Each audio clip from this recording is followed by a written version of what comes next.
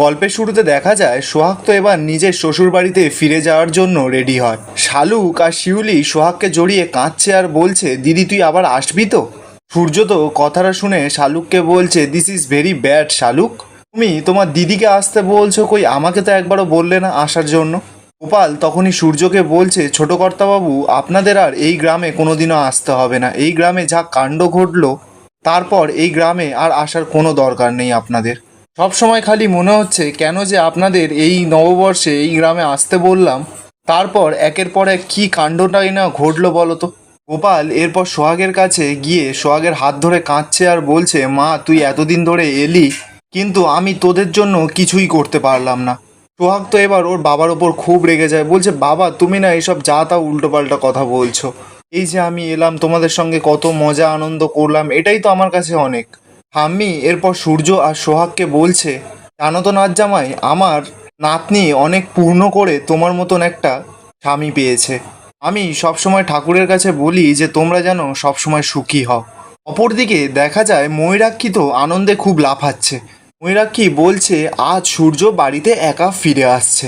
সার্থক এদিকে ময়ূরাক্ষীকে জিজ্ঞাসা করছে, শাশুড়ি মা সূর্য কি একা ফিরে আসছে সোহাগকে জেলে রেখে? ময়ূরাক্ষী এরপর সার্থককে বলছে, সার্থক তুমি কি বলছো, আমি তো কিছুই বুঝতে পারছি না।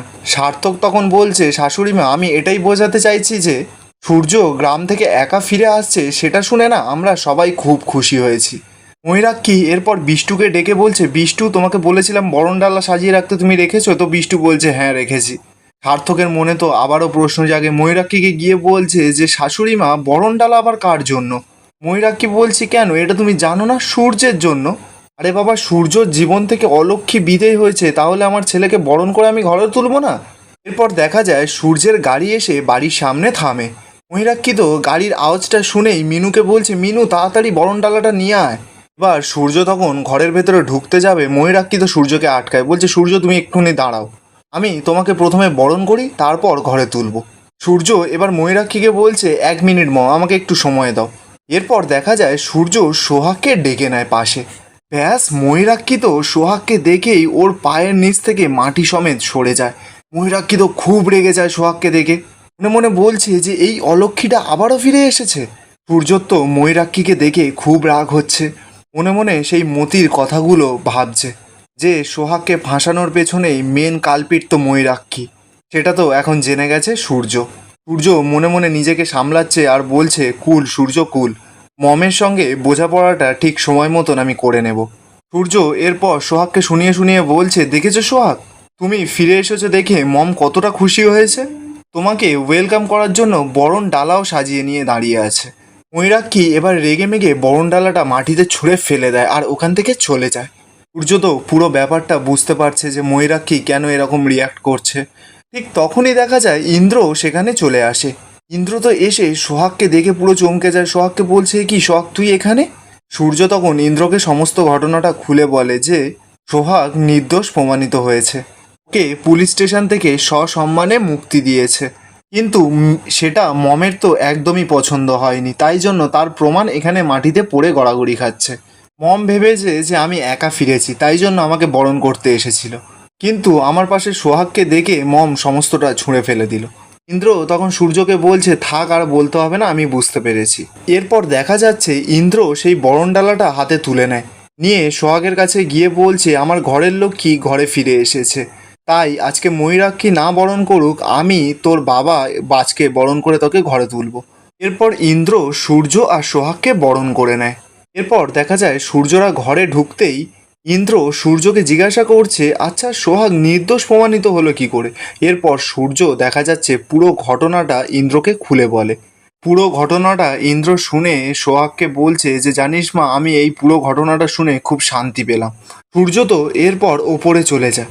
ইন্দ্র সোহাগকে ডেকে বলছে, সোহাগ তুই একটা জিনিস লক্ষ্য করেছিস, সূর্যকে না আবার আগের মতন ফিরে পেয়েছি আমি, কেমন আগের মতন ফুরফুরে মেজাজে লাগছে। এই কদিনে তুই একটা জিনিস লক্ষ্য করে দেখ, ও এক ফোঁটাও মদ ছুঁয়ে দেখেনি। আমার দৃঢ় বিশ্বাস সোহাগ, তুই এই 6 মাসের পরীক্ষায় সসম্মানে উত্তীর্ণ হবি। এরপর সোহাগ ওখান থেকে চলে যায়। অপরদিকে দেখা যায় রূপা, সার্থক, ময়ূরাক্ষী সকলে মিলে তো একটা ঘরে গিয়ে গোল টেবিল হয়ে যুক্তি করছে যে সোহাগকে কিভাবে আবারও টাইট দেয়া যায়। দেখা যাচ্ছে রূপা ময়ূরাক্ষীকে বলছে, মম, আমার মাথায় না একটা খুব ভালো প্ল্যান আছে। আমাদের কোম্পানিতে যে নতুন ফ্যাক্টরিটা প্রজেক্টটা তৈরি হচ্ছে, সেই প্রজেক্টটা তুমি ভাইয়ার ওপর দায়িত্ব দিয়ে দাও। আর ভাইয়াকে সেই প্রজেক্টের জন্য কিছুদিন নর্থ বেঙ্গলে গিয়ে থাকতে হবে। আর ভাইয়ার অ্যাবসেন্সে আমরা সোহাগের ওপর এমন টর্চার করব যে সোহাগ এই বাড়ি থেকে পালিয়ে যেতে বাধ্য হবে। ময়ূরাক্ষী তখন সরাসরি রূপাকে বলছে যে সোহাগের না তোমাদের থেকে অনেক বেশি বুদ্ধি। তোমরা জানো না যে শুধুমাত্র সূর্যকে না, তোমাদের বাবাকেও সোহাগ হাতের মুঠোয় করে নিয়েছে। তাই সোহাগকে টর্চার করে এই বাড়ি থেকে বের করে দেওয়ার প্ল্যানটা না একেবারে ফালতু একটা প্ল্যান। অপরদিকে দেখা যায় ঠাম্মি সোহাগের ফোনে ফোন করেছে। ঠাম্মি সোহাগকে বলছে যে জানিস না, ওই মতিলালের লোক আমাদের বাড়ির সামনে দেখছি খুব অনেকক্ষণ ধরে ঘুরঘুর করছে। সোহাগ তখন বলছে যে মতিলালের লোকজন আমাদের বাড়ির সামনে কেন? সূর্য সোহাগের হাত থেকে এবার ফোনটা নিয়ে ঠাম্মাকে বলছে যে আমি সূর্য বলছি, মতিলালের লোক কখন আপনাদের ঘরের সামনে এসেছিল? ঠাম্মি তখন সূর্যকে বলছে, বাড়ির ভেতরে আসেনি বাবা, বাড়ির বাইরেই ওরা যেন ঘুরঘুর করছিল। আমি তো বাড়িতে ছিলাম না, পুজো দিতে গেছিলাম। এবার পুজো থেকে যখনই আসি দেখতে পাই যে আমাদের বাড়ির ওপর কেউ যেন দুটো লোক নজর রাখছে। আর যেই আমাকে দেখতে পেয়েছে ওখান থেকে দে দৌড়। সূর্য তখন ঠাম্মাকে বলছে যে ওদের আমি যে জব্দ করেছি, ওদের আর সাহস হবে না যে আপনাদের কিছু করার। কিন্তু ঠাম্মা, আমি তোমাকে একটা কথা বলে দিচ্ছি, যখনই আবার ওই লোকগুলোকে দেখবে সঙ্গে সঙ্গে আমাকে ফোন করবে।